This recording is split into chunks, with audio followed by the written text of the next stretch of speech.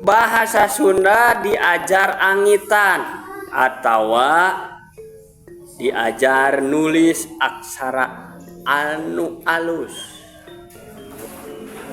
Tuh tak ye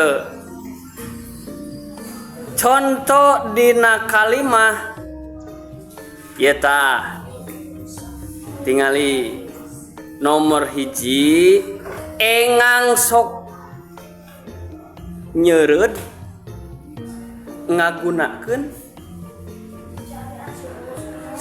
naon engang sok nyeureud ngagunakeun nomor hiji tingali atuh